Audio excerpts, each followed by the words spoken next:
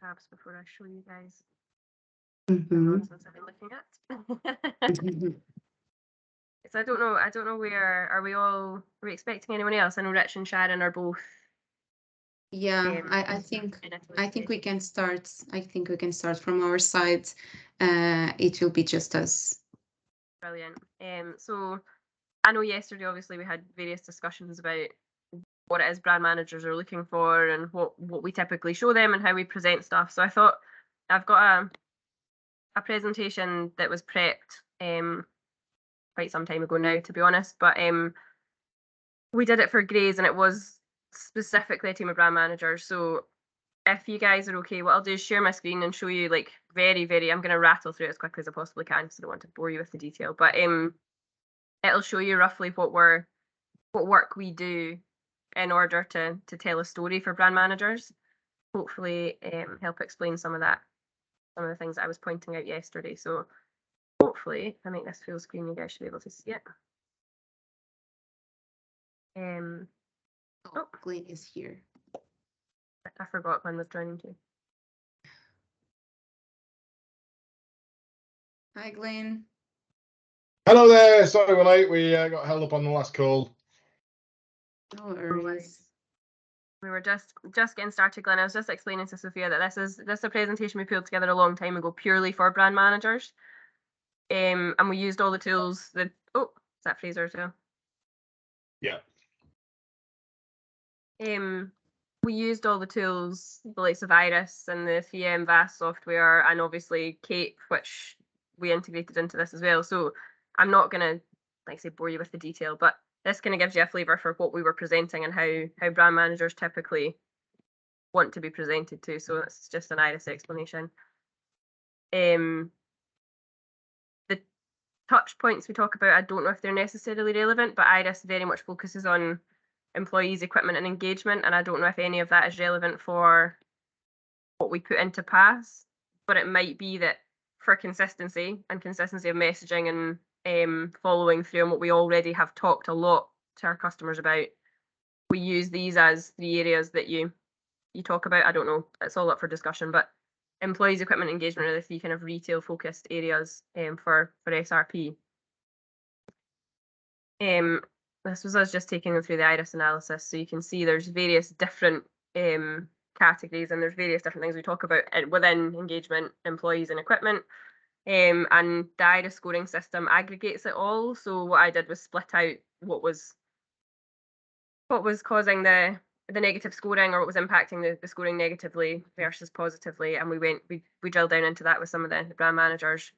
So again, not massively relevant in terms of the content, but this is all information about how people see things. So if I scroll through very quickly, we're looking at one of the things we do absolutely look at, and it might be something that's again relevant to ask questions about, is what shelf something's going on, so that we can say, actually, have you thought about increasing or reducing height, all of those things in order to make it fit too high on shelf. Too deep on shelf is obviously always talked about, but too high, it's kind of ignored in a lot of cases, and it maybe shouldn't be. So this is the kind of analysis that typically we would do. So you can see if you were getting a brand manager to say, for example, these are the dimensions I currently have, I want to optimize for shelf. If you want to optimize for shelf, there's a few things you can look at doing. You can look at increasing how you stack it high on shelf. You can look at increasing case count, reducing case count to get too deep on shelf. But you can also look at cube as a whole. So that's height, depth, and shelf facing, and work out how many more you could potentially get in the same selling cube, which is ultimately very valuable for brand managers because that's all they care about. They're interested in maximizing the potential of a pack within that selling space that they have.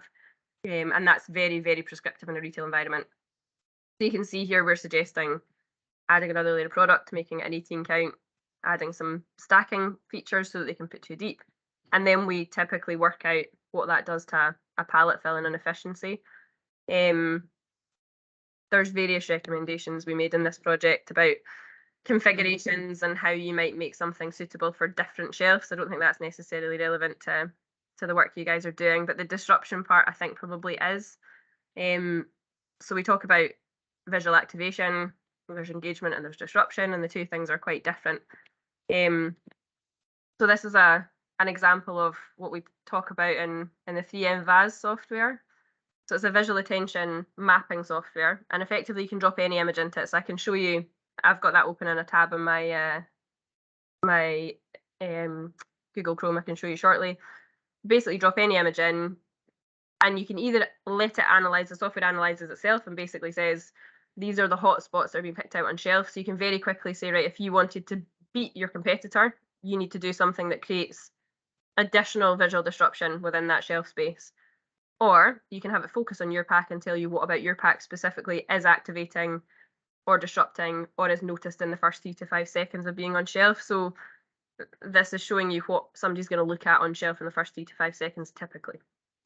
So I think this is the kind of thing that would be, if you could integrate that into packaging as a service, Glenn, I think it'd be really valuable, in that it's starting to help brand managers understand what it is about the choices they make in terms of pack artwork and pack geometry that really have an impact once they make it into store.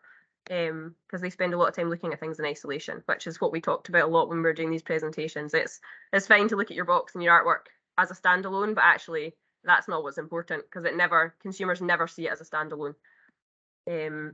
So the key thing is that it's being boiled down to such a predictable thing, because you'd think it's really subjective about where I look versus where you look versus where Sophia looks, and for these to basically boiled all that down to an equation is quite scary. It's So potentially Iris score is calculated on the basis of products around it as well, right? The Iris score less so. The Iris score is very much focused on the SRP. It doesn't really take into account much of what's going on around about it. It takes into account shelf fit, shelf fill, but it doesn't. The Iris score, I mean, there is part of the scoring is about visual activation and visual disruption, but that is very subjective. And typically we use the VAS tool and Iris in conjunction with each other to make it less subjective, if that makes sense. Okay. But in essence, Glenn, it's what VAS is doing is taking out. So you're right, absolutely. You look somewhere very different from me. It depends on what your search criteria are. But VAS assumes that you are scanning a shelf looking for a cereal bar in this case. It doesn't pick out, or it doesn't link that to what's top of mind for you. So if Graze was top of mind, you're probably very quickly going to delete everything that's not got a Graze logo on it. Which is why we look at it on shelf to tell them what cuts through if someone is standing and purely looking for a chocolate flavored cereal bar. Then you look at it from a zoom in perspective on pack, so that they understand that either they're cutting through on shelf perfect, or they're not cutting through, why not? But also, if somebody is looking for their brand, what is it that's navigating or helping them navigate to it? So like you do a kind of zoom in and a zoom out so that you can give them both sets of information and they can understand it. So like this is a good example of it. I mean, they've got huge inconsistencies in how they're selling. These are the same products. One product is in a standard SRP, the other one's a 4 count. These two things look quite different in terms of how you navigate or how you find them on shelf, particularly because they're just really bright blue at the bottom that helps identify Graze, but that doesn't exist on any of the other packaging. So there's loads of things that we're looking at and picking out. But I suppose this is probably the most interesting part for PAS, is that when we're talking about activation and disruption, and this is the space that all brand managers live in, they're looking quite often at various different geometries, and they want to test various different geometries. So that's absolutely the thing that we want to, that flexibility, that agility, that is exactly where we want to be with Nano. So to me, we have to include this, whether we're allowed to put that 3M product in, or whether there's licensing restrictions, I've got no idea. But is this fairly new stuff, Robin? Is this like fairly cutting edge? No, not so much anymore. I mean, we've used it, Glenn, I would say, for the last 5-6 years. When we first started using it, like everybody was quite surprised we even knew it existed. More and more, probably because we've been presenting it and other customers have seen it. It's open source software. You buy it, You just get a license for it and you can do it yourself. So brand managers, some of them will have a license and be able to do it themselves. It might be that sits with someone else within the business, but quite a lot of people now have access to it. So we Well, have what I'm to wondering put is- some form of it. What I'm wondering is the people who are going to be looking at Nano, other than the marketeer type people, they might not be aware that this thing exists, and they might not even know what they're looking at, but it looks impressive.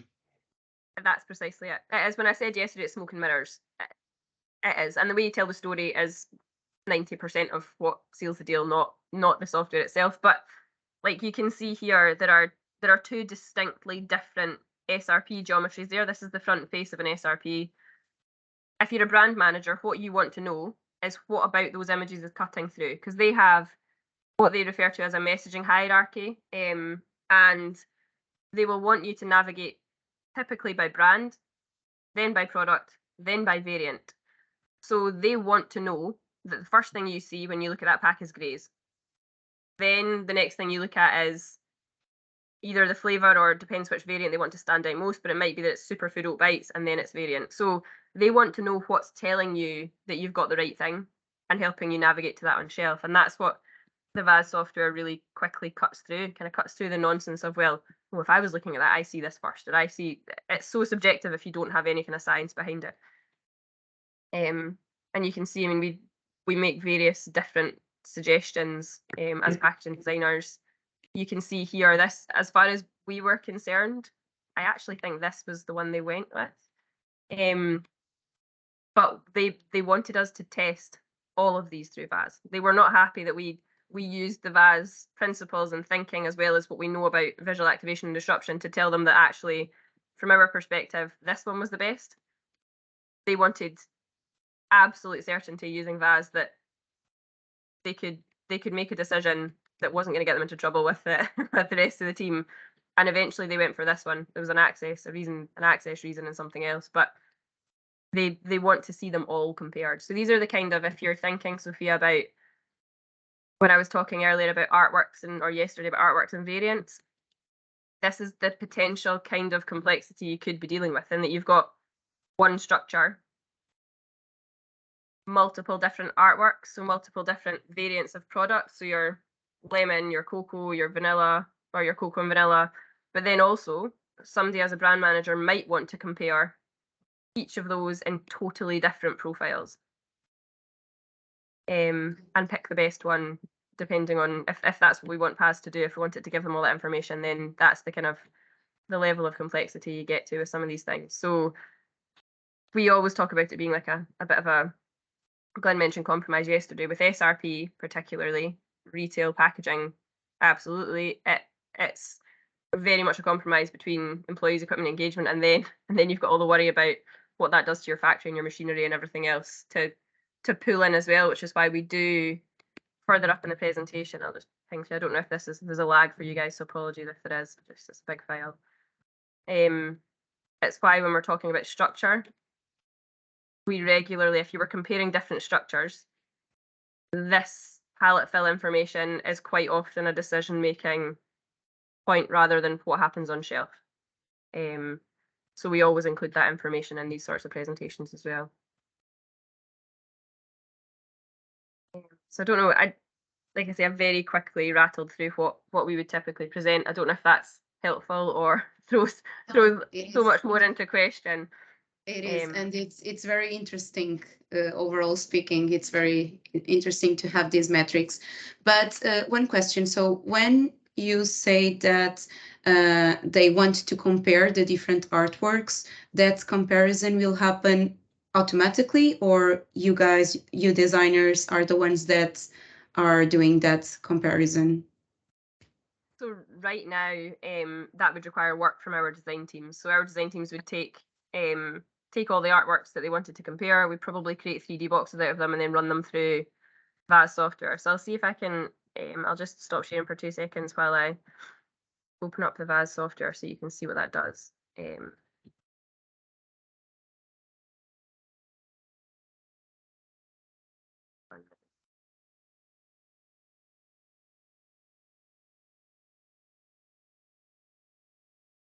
this.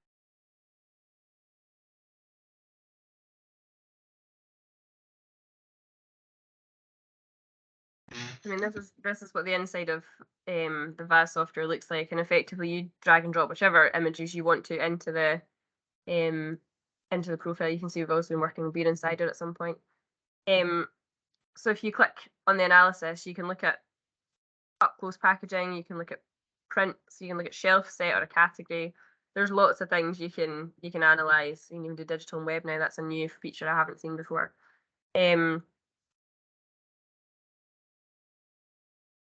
So what you can do is mark areas of interest. So if we're particularly interested in, I think the interest area was Metcalfe, so just for sake of consistency, we'll go with that. And then what you do is click on analyze, and it gives you a rough indication of what's going on shelf and what's noticeable.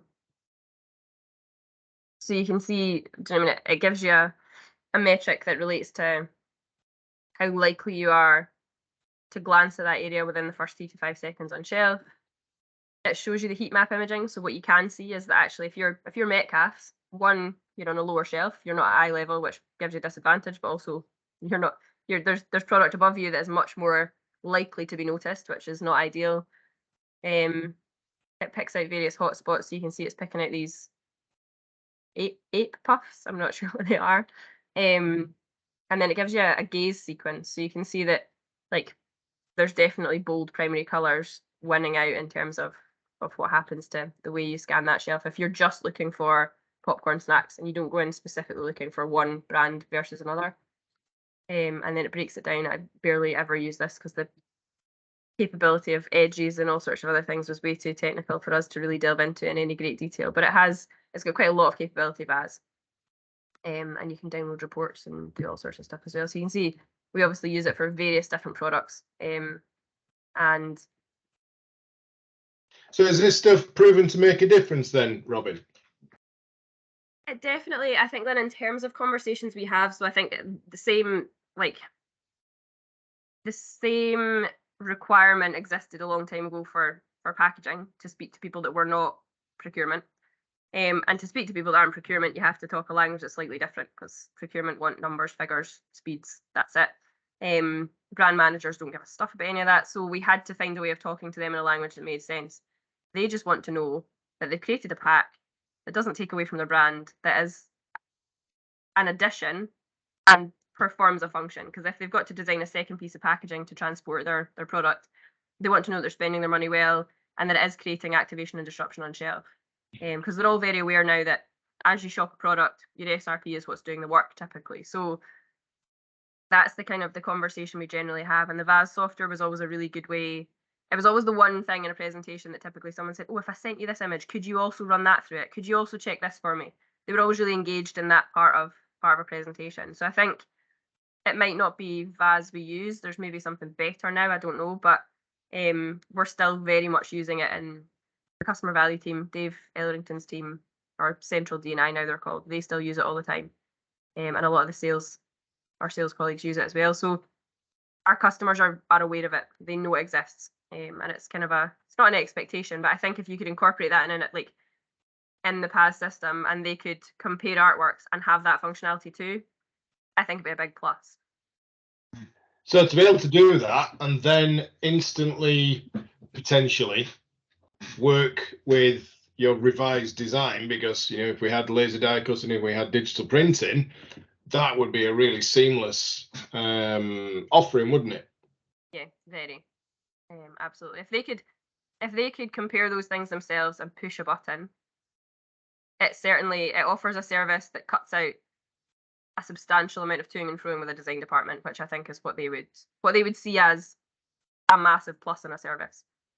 But they could even with the flexibility that Nano gives them, they could even try 3 different ones out in the wild from a physical experiment perspective, and it wouldn't cost them thousands in plates like it does today. Exactly. And then there's plates, there's proofing, there's back and forward on artwork, there's so many things that it's that instantaneous access and the ability to comfortably make a decision. And there's definitely other things at play, but they're much more comfortable making a decision when something's scientifically told them that that's the preferable option. Do you know what I mean? It takes the marketing. Everybody always says it's not smoke and mirrors. There's a science behind it, but it's not that easy to understand until you've got something on shelf, and that gives you the ability to test it. So unfortunately for you, you've just lodged yourself firmly and squarely in the middle of this project team now, because I don't think any of us can interpret what you said. I think there's going to be a lot of Sophia and the team trying to visualize your words, and there's going to be a lot of you reading it going, no, you need to change that bit, you need to change that bit, because I would not feel confident of creating a representation of everything you've just told us in the last 20 minutes. I don't know about you, Sophia. Yeah, yeah, I'm with you, Glenn. It's a few years in the making, Glenn. A few years of painful projects with SRP and dealing with difficult customers. So we need to boil down everything that you've just said and get that in a believable So I've got no clue whether we should be making reference to that 3M specific software. I've got no clue of, do we run into licensing problems? This is a brand new problem for us that we weren't previously thinking about. So how we condense all that down in the time frame that we've got. You're not due to go on holiday anytime soon, are you, Robin? No holidays planned. Okay then. Not till April. I don't know about the 3M software, Glenn. I don't know whether we need. I mean, we use their images. I mean, they're. I mean, this is going to be a closed software system that can only be accessed by people that we would show it to. It's not like it's out on the internet. Yeah. That's right, isn't it, Sophia? It's specific link stuff, isn't it? If we didn't give somebody the link, they wouldn't know how to get to this PAS thing, would they? Yeah, That's true. Yeah. Okay. You can't Google it. Yeah. I guess it's not as bad as we're just hoping that 3M never come across it on the internet, but I also don't want to fall foul of any, or intentionally fall foul of any sort of licensing stuff. So do we pay to use this today, Robin? We do. We've got a license through. I think it's about 150, 160 pounds a year we pay. So the license I'm using still belongs to packaging because we don't have one in group, but we don't need it. I mean, it's not so much that we need the working example of it. We just need to convey that it exists and it will be part of what we're doing. And I don't know how we do that bit. The other thing, Glenn, Could is be we've got. it It was alluded to earlier that it exists in Iris. Do you know what I mean? We talk about visual activation and visual disruption in Iris. There's an element of we could include some of that thinking, and I don't know if we need the images. It might be a case of you could give it a score. I don't know, but the images the heat maps I think are always a really good. It's hard to know. Yes, I don't know I think the challenge, if they're worth it. I think the challenge will be to make it look like the software is functional. Because bear in mind, this is generally going to be Rich talking to some people, whether they are a dedicated function within a business or whether it's a representation of a business unknown as yet. Right now, if he was talking to Nestle, our Nestle contact, it's like the third-party contract manager. Now, what we would hope is that he sees stuff that he doesn't normally get exposed to. He gets all excited about it and rushes back into Nestle and goes, wow, these guys have got this thing that does this thing over there and I don't really understand it, but you need to go and see the thing. It's just conveying that. And that, I think that's where we're going to struggle to create what looks like a working platform in a very sealed space. Yeah. So like the machine dashboard, we will have machine feed and speed stuff, but everything else is pretend. But you can talk around that really easily. Yeah. I mean, I think I don't really know how. I don't ever know how you would link the two things up. But actually, if all the software we create does is suggest a link between VAS software and us, is that a problem? Do you mean if what we're saying is ideally what we want it to incorporate is this science? Like it will incorporate this science and hopefully give you the same response that the science and the visual activation software does. We Yeah, don't if know how anything, exactly yet. If anything, this creates a reason for 5G to exist, because without that instant laser cutting and digital printing, you can't get the best out of the information that this software tool gives you. Yeah. It needs that instantaneous, like, I'd like 3 of those, please, or 300 of those, or now I want 3,000 of that one. That's, yeah, Yeah. absolutely. What's your thoughts now, Sophia? First thing that comes to my mind is that we could have a heat map section on the BUZZ platform. Just a very simple image saying where are the hotspots and what are the spots that would make you sell more. So what are the perfect spots for you to sell your products? I think that should be simple, but Tapish can correct me if I'm wrong. But yeah, having just that section with some images. I'm not sure if, depending on the supermarkets, these heat maps can change, probably. Robin, do you think? Yeah, they will change depending on, so what we'll probably never be able to do is the shelf-based heat map image, unless we have in the background, like, made up category images, if that makes sense. So you could, in essence, but it's less valuable if you were to always put the product, say we create a shelf of confectionery products as an example, and we make it very varied on what's on the shelf. That's fine. You could plug a product in and test it, but the challenge is if the product is going to sit next to tons of Mondelez or Cadbury's Purple, completely changes how it stands out and how it looks. So it might actually be easier to do it in isolation and talk about the product and the visual activation points of, like, the profile of an SRP, so that we're not necessarily, we don't risk showing or creating a problem if we show a shelf of product with someone else's or competitors, or we miss out a competitor, or, do you know what I mean? We're always very, very conscious of that kind of thing when we're doing it, and we pick out certain things, and we'll try and take images of different stores to run the VAS images. Certainly at different times of day as well, empty, full, morning, do you know what I mean, pre-rumble, post-rumble, all that sort of stuff. But I think definitely you could do it in an individual profile. So you could look at it and say, actually, these are the things about this artwork that are going to stand out, because brand managers, they're not daft. They understand what they want to stand out, if that makes sense. So you could talk about messaging hierarchy and what cuts through and what doesn't necessarily. That might work. I can print out a VAS. I'll send you a report. I think I can.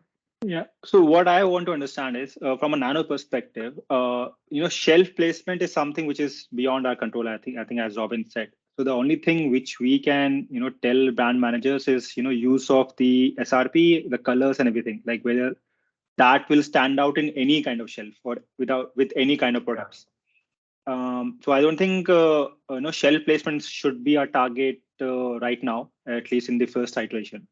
I think we should just look at SRP, the shape, the color, and give that kind of rating to the brand managers based on that. Yeah. They would be ultimately, I think, much more comparable as well. I mean, you can compare. You're comparing apples with apples. If you're changing, it would allow brand managers the power as well, I think, to say, right, do you know what? I'm going to shift the logo to here. Does that change anything? Or I'm going to put the logo right in the middle. Does that change anything? So it gives them ultimate power to play about with the geometry of their artwork as well, which I think those discussions go on at length in departments. Like, should we have it just right? Just earlier today, I was telling Sophia if we can introduce a compare feature so that they can create different SKUs and sort of compare just the dimensions or even this the output of this software. So yeah, that should help them. Yeah, absolutely. And quite often, without being rude, a brand manager doesn't really want to compare how the side of an SRP looks. They just want to know how that front's going to look and what their product is going to look like in it. That's also important. So it might be that we do it in isolation. They can see it as if they don't have a product image, they can see it as just a front lip of an SRP. But if they do have a product image, you can combine the two so that one sits behind the other, and then you can compare them as an image. So there's missing piece that makes it all hang together now, because whether they go for a four faces across the front and 3 deep, or whether they go 3 on the front and 4 deep, this now makes sense because there's a measure that you can use to say actually 4 is better than 3 or 3 is better than 4. Without that previously, it all felt a bit odd. Like, do people just get paid to fanny around with pack formats? Obviously not. But with this, you've got something. You can put some science behind it to say this way is better than that way. Yeah, and they'll know. I mean, they know the parameters, Glenn. So I mean, they'll know that like they'll only have space quite often. We've tried at times to say, listen, if you go 3 facing 4 deep rather than 4 facing 3 deep, you get like, or the other way around, sorry, rather than 2 facing 6 deep, whatever it is, you get a much better pallet yield. They'll say, but Yeah. we only have space. We've only got 2 facings in the planogram. We can't make it 4. So they know what their parameters are in that respect. I'll quickly share this with you guys because I think this is probably a better example of a single product.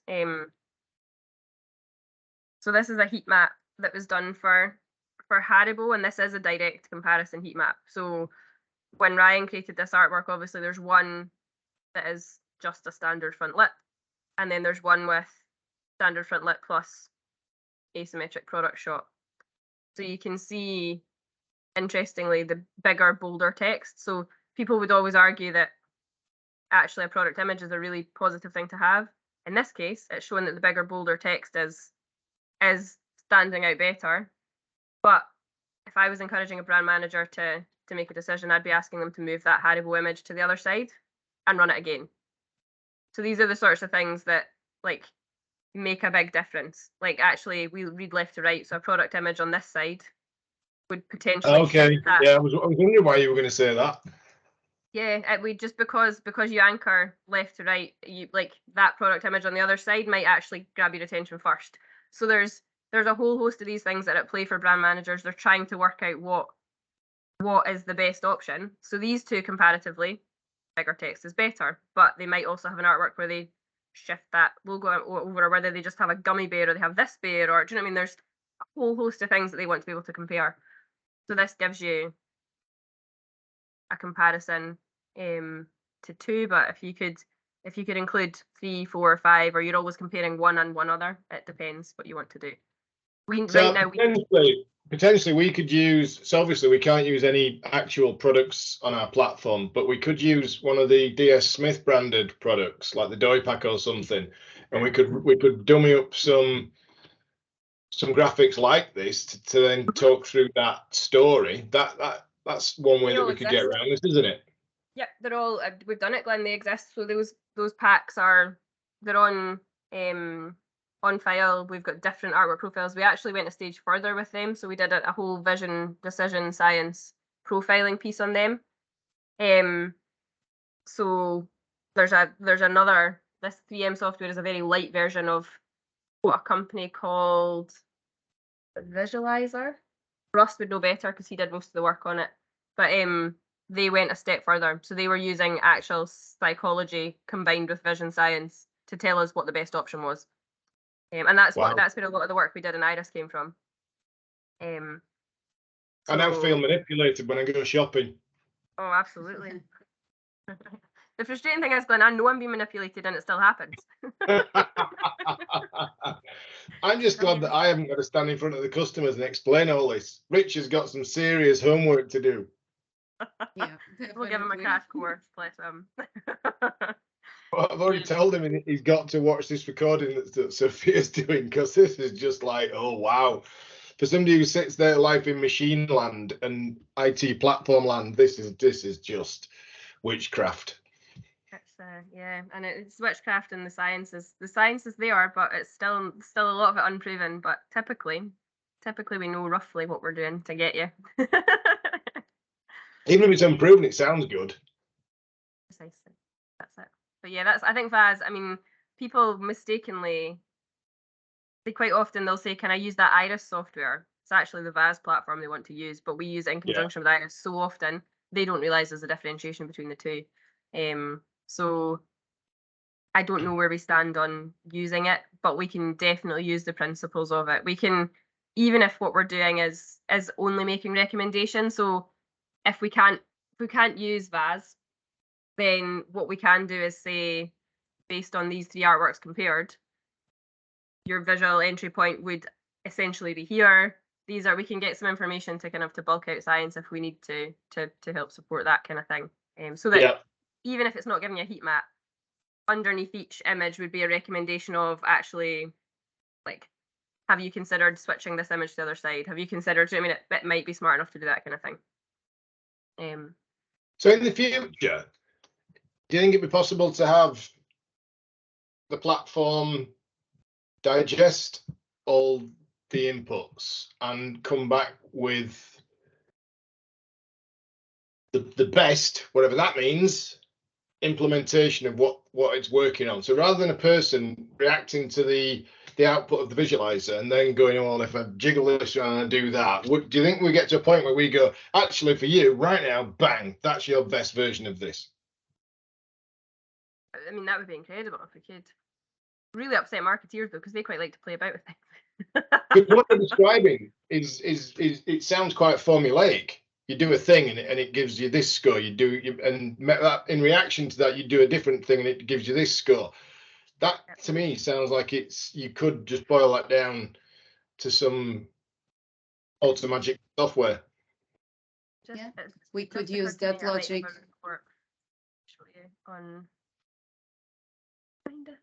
Robin, is it possible to show some screens of Iris, like the most relevant ones? Please. Opened Iris, but I will do.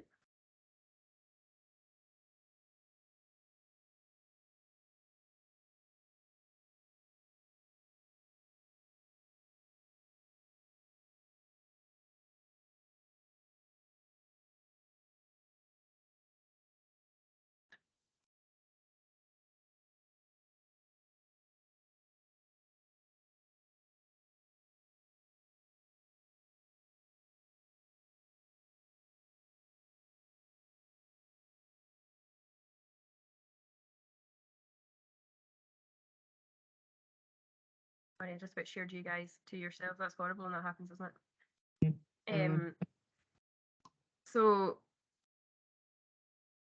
effectively, this is a review we did for the tofu company a long time ago, and this is the initial dashboard. So the images you saw on the Gray's screen they come directly from here.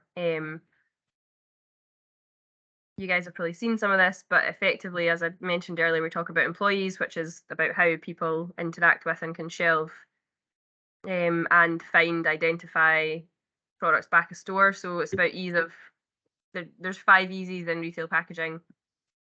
Sometimes people tell you there's 10, but they're massively elaborated on. Easy to shop, easy to shelf, easy to identify, easy to knock down, and easy to, help me out, Daniel. Can't remember what one I've forgotten. Does it identify? I'm sure it might be identify. Anyway, employees fit into 2 of those categories. Equipment is about how well you utilize that equipment, and then shopper engagement is about, we talk about visual activation and disruption. So Iris is scoring across all of those categories because we ask a number of questions and do in-store analysis in order to answer those questions. So you can see fundamental OSA is fundamental on-shelf availability. So it's intrinsically linked to how many you can get on shelf, whether or not they're easy to identify back of store, and then also whether or not they're likely to be damaged, because if they're damaged, they're not likely to make it to shelf in the first place. So those 3 elements make up the on-shelf availability scoring. Structural and visual effectiveness. I can't see the questions, but I'll show you the metric in the background in a minute. Structural and visual effectiveness literally is, structural is very simple. Does it stand up on shelf? Is there any damage? Like, what are we seeing in terms of removal of parts that we need to in order to access product? All of those things. And then visual effectiveness is the tools that I've just talked about. So we ask a number of questions in order to be able to gauge visual effectiveness. So that might be something, if we can't use 3M, we might be able to use the same logic that's built into Iris to give it a visual effectiveness score, if that makes sense. And then make some recommendations on the basis of, if it's not performing visually, these are the things you might do to your artwork in order to improve its performance. So that's maybe an option if we're stuck for using convenience compatibility relates to convenience stores. Multifunctional has not been scored on this occasion. This is a shelf depth or shelf cube utilization score. I've never related to that graph, so don't ask me to explain it. This is the kind of the main one we do from a shelf depth perspective. We're looking at how. So the great thing about Iris is it was designed to show you how much of a shelf you waste because of the pack count you've chosen. So this is a 6 deep pack. You can see that the likes of the tofu company would come up with their product size. The whole issue we have with SRP is that basically it's a secondary pack and it's seen as secondary in the design process too. So like people come up with the primary and then they say, well, I want 6 of them because that's a good sales figure. People can afford to buy 6, or supermarkets can afford to buy 6 and they'll stock counts of 6. That's perfect. I make that sound simple. I think there's a lot more involved in it than that, but that's the basis of the decision. And then yeah, I think this is something this is something that we need to have on the design feature. Yeah. First. Absolutely. And it's brilliant in that what it does. So Iris, the programming or the code in the back of Iris, actually I don't make these recommendations. I'm not as the person that inputs, I am not telling Iris what the best count is for shelf. It is working that out. So you can see there's obviously compromise to be reached because there's 4s here, there's 2s here for the co-op. They typically have smaller shelves, but you could fit a 4 on there as well and get better shelf utilization if you wanted to in the co-op, because if you get 2 2s, you can fit a 4. So sometimes Iris, the logic in Iris is great, and other times it's set up to make sure you get 2 deep always, because that's best practice. But you can see it tells you for all of the shelves what your best case count would be, which is. When I first it's saw really this valuable. particular charty graphy thing, I thought it was comparing trains. It does look like that, doesn't it? It really does. Explain what it does say. It's yeah, it's a very interesting graphic. I don't know where it came from, but I'm so used to it, Glenn, I don't even see it anymore. So this is a really useful tool, and sometimes quite eye-opening for brand managers who might be thinking about case count, because they might make a decision that, okay, they've sense checked with the guys in distribution, makes sense from a pallet perspective. 6 is maybe really economical on pallet and it's really easy to pack in the machinery, but actually if it's not. So that brings us back to the which of the compromises do you want to focus on? Do you want to maximize your logistics efficiency and sacrifice on shelf, or do you want to try and just get as good as you can across everything? Exactly, and that's what Iris was designed. It was set up to highlight the compromises and make it very clear that in essence you don't really have to compromise on branding effectiveness on shelf. There are a number of compromises to be made in like downstream efficiencies in terms of like palletization and shelf fill and all those things. But it's usually a fight. The commercial, again, I haven't used this properly for a very long time, but you could input information about how much a pack is worth, what the actual value of the pack is, and it would give you a view of what was best commercially. That one always needed work. We didn't quite get there with it. But this is the intelligent cube, although it's not quite as intelligent as it could be. So the whole point of the intelligent cube was you could creep dimensions. So if you could take some ullage out, so this yellow graphic is board. So we've got 12 mils of board front to back. We've got 4 mils side to side. So the idea was if you could creep that slightly and take weight out of the corrugated, you might be able to get more on shelf or less on shelf.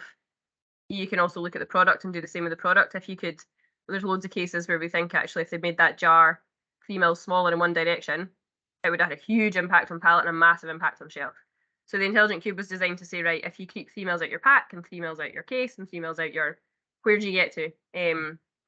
But the way this was built melted my brain, so that those calculations I used to do myself.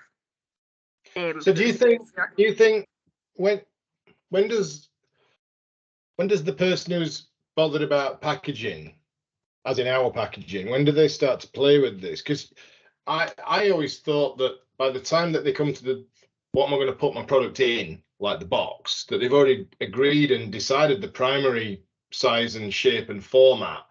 this almost says that this is part. You need to be doing this at very front bit, because if you want to tweak the glass jar by 3 mil, you don't want to have made it 10,000 glass jars before you decide to do that, do you? No, and that's always been the fight, Glenn. I think we've advocated for that for a long time, that we need to be involved more. We need to be involved earlier in the process. So some of our customers have seen the benefit of this, because they've spoken to us and said, right, we've got this new product coming out. We're thinking these dimensions. What does that mean in terms of SRP? How does that work? But then equally, this is sometimes a bit of a painful look in the mirror for some of our customers, because you said, you know what, actually, this could be better next time. So sometimes it's a bit off-putting for people, but you can see. I'm sitting here grinning to myself, because this basically sums up my life as a designer. All my 7 years of experience in design. When we're doing secondary packaging, it's very much a secondary thought, like it's an afterthought. We go to the customers all the time and say, look, if you'd reduce this by 5 mil, we could basically double your output, but you haven't thought of that. It would be so much more efficient on pallet. It would be so much more efficient on shelf, pallet inbound and outbound. So the fact that we're looking at this and trying to encourage them to get on board early doors is fantastic. If we can do that, it's a big win. Yeah, I think the other thing, Glenn, that would be like that PAS might offer, it's just very, I mean, I might be vastly off where you guys want to get to with it, because like I say, I haven't really been involved in the project up to now, but if actually you could offer this design sense check as part of PAS, so that our customers could come and play about with the dimensions. If they're thinking about a new product, a new launch, they could start to play about with the PAS system and say, what would that look like in terms of SRP? How do we incorporate the sizing? How do we do all those things? Then it offers a service that is vastly different. Do you know what I mean? In terms of, it offers an entire service. That's exactly where I want to be. So the cynical reason for PAS is we want to make it as attractive to as many people as possible, because we want to get access to data that we don't have today. So do I need to track the upstream supply chain before it gets to our co-packer? No, I don't, but I want to, because I want that data. Do I need to track the downstream supply chain? I definitely don't, but if I do, I'm going to offer it back, and it's more data than I don't have today. We have made an assumption that the more data you have, the more chance that you're going to create something valuable from it. So we are going to be creating functions that, on the face of it, you go, well, why are you bothering with that? Well, it's because I want data. And today, DS Smith has got quite a fixed place in people's expectations, and accordingly we just get a small set of data from that whole piece that's there. So whatever people are going to keep funding this, we will keep thinking, how do we get to the next bit? You know, we've got a certain gap over here. How am I going to plug that gap with another data set? Well, if I created this particular functionality, we're off to the races. So we have absolutely no problem for people using this. On the face of it, we might think, well, they keep using it and we're not gaining any money from it. I really don't care. I just want DS Smith's name to grow and be thought of differently, other than a brown box supplier. So, because I've got every expectation that somebody's going to say, well, you need to stop them from using it. You need to charge for that. Well, no, you're missing the point there. You know, the more people that use it, the better. This was the issue we had with Iris, and that's in a nutshell, Glenn. We used it. We tried to sell it. People weren't keen on paying for it because they weren't gaining anything out of it other than a little bit of information. And actually, eventually, we've ended up using it and kind of giving it to everybody, but not really like as a premium service. But we have, I mean, there's loads of data in the background of Iris that we've actually never used. Because I've got assessments from 2018 that tell me what Mondelez were doing in 2018 with their packaging that we probably don't have that saved on file anymore. So it's there's loads of information. But you can see here, I mean, like, there's hundreds of questions. I think there's something like 350 inputs. And the scores are all based on how they're weighted. Now this is me, Ross Andelli, and Steve Scrim were all involved in IRIS. So it was a Robin, so this is a sort of a post-product questionnaire, right? That's like the direction we want to go is a pre-product thing. But right now, Iris is like you have this questionnaire which is done once the product reaches shelf. Yeah, I mean, we can do it. We can do it either way. So if I take you back to this is the dashboard for Iris.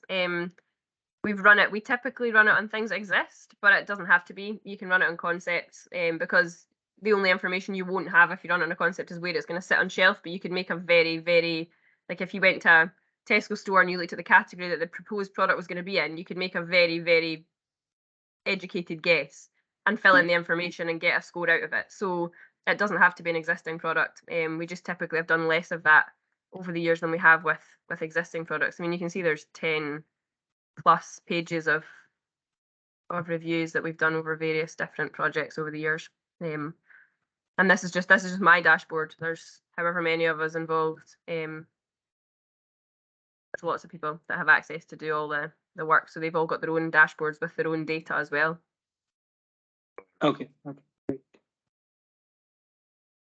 Yes, I don't know. Robin, when you create a new assessment on Iris, what are the main steps that you have on that journey? Sorry, stop sharing there because I wasn't sure if it was relevant, but I'll back up. So, new assessment system. So the Iris software, obviously, we developed, we own. It's ours, and I think for a long time people have been trying to work out what it is. So it's been kept fairly under wraps. But basically, this is the point that tells you whether it's natural, review, or theoretical. So we're asking information about the retailer because that's important from an Iris perspective. It may or may not be important, I think, for the past stuff. But these are some of the questions. Obviously, we were going round and round yesterday. But parent group or brand owner, you can see a host of drop downs in there, and these have to be verified because otherwise, like Dan said, people they type Mondelez and spell it wrong, and then you've got 12 different fields. So we're really careful. There's a system in the background that allows us to verify these before we add them to the list. Parent group, company, product category, brand, variant. So that's always depends what brand you select, what variant you get. We ask about size, so that's specifically primary size, and this comes back to one of the questions I mentioned yesterday. Is it a multi-pack? How many units are in a multi-pack? Rich mentioned, is it a mixed pack? You ask how many variants are in a mixed pack potentially. Iris wasn't built to deal with mixed packs because it's specifically an SRP tool, and it's typically only Lidl and Aldi that use, or it was when we built this, mixed packs. We haven't done any work on it since then, so it doesn't incorporate that, but it should ideally. We asked about consumer unit format, which we talked about yesterday. So there's already a list when you guys were talking about what list you would use. We've got one that you could, in essence, copy and paste. It incorporates most or encompasses most of them. Format is just if there's something different that's come out that we haven't captured, and then obviously quantity of consumer units in RRP or SRP is the next one. We've got photographs, so we capture photos of things just so that you've got them for future reference. We talk about store staff, so this is the employee section, like about identification. We're asking about different. These are probably not relevant, I don't think, to the PAS system, and that this is about scoring. It's typically about scoring visual activation. So you're looking at different visual identification points for staff. We ask about handling, all of that kind of thing, because that scores on the store staff and employees category opening. So these are questions you could absolutely answer. Does colour make opening intuitive? It's subjective, but there's things you would definitely signpost as yes or no. Do you know what I mean? It's very clear. You could always ask about cutouts and opening instructions, that kind of thing. I don't know if it's relevant, but these are all just moving through the store staff section. So we're asking about how long it takes to actually knock things down. So this is about functionality of pack rather than physicality and visual aspects. So you're looking at how long it takes to knock down a lid. So what happens when you take it off, what impact that has on store staff. Look at the base, actions required. What we found was you had to split that out because time is difficult, actions are more easy to quantify. SRP damage, something else we look at. Then it's about shelf cubes. You're looking at what shelf it's on, what height it's on, because we typically would send people into store to do measurements and verify that what we have in the background system of Iris is still the case. So obviously some of the retailers in various different parts of the country have tested different shelf sizes and different shelf configurations. So we can overwrite the information in the background to create that diagram that you saw with the trains, that one. Shelf fixture. This is the SRP section. So this is the kind of information that will probably be relevant to your build and product information. Not maximum height of pack, but height of pack, product facings, products deep, products high. So that's what we were talking about yesterday. Rather than saying how many products wide is it, how many products long is it, how many products high is it, just to keep it clear. We've gone for facings, depth, and height. Some of these things are more about the structure of the box than anything else. And then when we're asking about visual activation and disruption, we're talking about product cues, color, shape. You're looking at whether or not an SRP is, whether the hero face is visible in the primary product, all that sort of stuff. So that's something you could absolutely flag in our system, in the PAS system. If you put primary product and secondary packaging together, you could very quickly say it's obscuring 30% of your pack, and call out a question mark to say, is there any key information hidden by the SRP? That's the kind of thing that you could definitely help a brand manager do without really needing any kind of massive metric, if that makes sense. I've got another call to jump to. Fantastically interesting. I'm glad I'm not Sophia, who has to do something with all this. I'll do my best. So I'll leave you to liaise over the next few days / weeks of how we're going to do the bite-sized version of all this. In some ways, it's easier to do the full version because you just throw everything at it. How we distill it down into just the bit that we want to give the summary of in the simulator, I think that's going to be the difficult bit. How do we do just enough to sort of give confidence that all this is behind it? There's a few. I'm quite lucky, Glenn, and I have a focus group of friends who do. A few of them are brand managers. So we lean on each other regularly. So I can also ask them very loosely. Cool. What process they would like. Do you know what I mean? I can ask the question. I might not get any decent answers, but I can certainly ask the question and say, look, actually, what would you, if you could have an automated system, what would actually be your absolute? That's what would brilliant. excite you? That's what we've been missing, is access to the actual people. So we've had to guess, and that's always dangerous. Well, I can certainly. One of my friends was Ben and Jerry. She's now Baxter Soup. So she's moved from glamorous to slightly less glamorous, and then we've got a couple in whiskey and packaging as well. So there's a few people I can loosely, so hopefully help Sophia digest some of this, and then we can sense check it. Hopefully Brilliant. with Yeah, people great. who we can trust. Yeah, that would be great. The people who would use really good. this platform. Yeah, I absolutely. need to drop. Thanks a lot, guys. Catch you later. Thank you, Glenn. Yeah, I think these are the last two sections, Sophia. So there's nothing really that I think will be too important for the PAS project here, but it does ask about kind of visual disruption and brand essence. So these are questions you could filter in, I suppose, or I don't know how you would code something to check this, but you potentially could. I mean, so that you say, can it check that there's color contrast in the front of the SRP, and does it stand out? Is there an unusual profile in the SRP? That kind of thing is stuff that you could build in potentially. Fixture positioning is less important. But that's how we go through an IRIS assessment, and then the scoring is all linked in the background. Okay, perfect. Yeah, I think my next steps will be to understand exactly what kind of information does IRIS ask, and then try to understand what are the more relevant for the PAS platform, because IRIS already has that logic, and I think it's great. So we don't need to reinvent the wheel, right? We could use some of the logic of Iris Yeah, to absolutely. the PaaS platform. That makes complete sense. Okay. When I was talking to you yesterday, but like there was a few things you were saying that I was thinking actually we have had these debates. We've been here before because we built Iris from ground up. So we've gone round and round of what information should we include and what questions do we ask and how do we ask them. And we probably haven't got it 100% right, but it's 80% pretty there. good. If that makes sense. Yeah. Yeah, exactly. Yeah, So exactly. okay. Perfect. Okay. Thank you so much, Robin, for this meeting. It was very helpful. And yes, probably we'll keep in touch in the future. I'm, just for your information, Sophia, I'm typically off. I do 4 days in 3, so I'm typically off a Thursday, Friday. So if you email me and don't get a response, Okay. don't worry. I'll know. I'll be back on a Monday morning. Okay. Okay. Thank you. Perfect. Okay. No problem. Thank you. Bye bye. Take care. Cheers. Take care. Bye. Bye. Thank you. Thank you all.